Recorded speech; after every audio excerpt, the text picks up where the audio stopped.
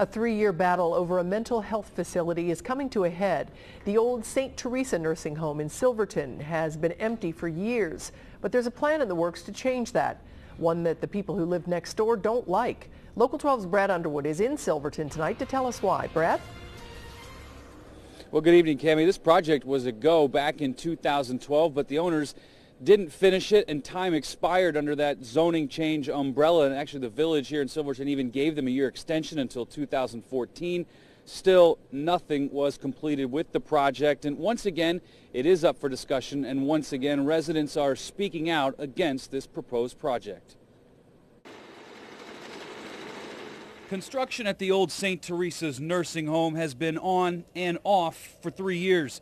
A variety of problems along the way, including a collapse of a newly built retaining wall. It's been kind of a pain in the butt.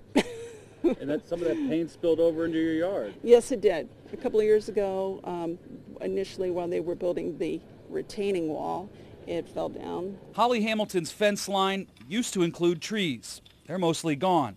Now, workers and bulldozers. I used to feel like I had some privacy when there were some trees there, but I really don't feel like I have privacy. I feel like somebody could be up there in that parking lot and they can look down and just see what I'm doing back here in the yard. The facility sits at the end of Bell Kenton Avenue in the corner of what residents say is a quiet neighborhood. It's been anything but since 2012. A lot of construction and a lot of headaches for homeowners. My neighbors, they're not happy about it. So everybody in this area probably pretty much feel the same way I do. Marvin Smith and his family have lived on Seaburn Avenue for close to 50 years. Smith and others say this type of facility isn't necessarily the problem, it's the location. They say it just doesn't fit here. This belongs someplace in a commercial area, and I don't feel that this is appropriate. We just don't feel it's appropriate. We got kids that play out here, it's real quiet, and we want it to stay that way.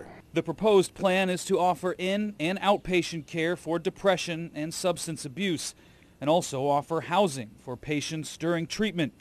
Dr. Mohammed Aziz runs a similar facility in Mason.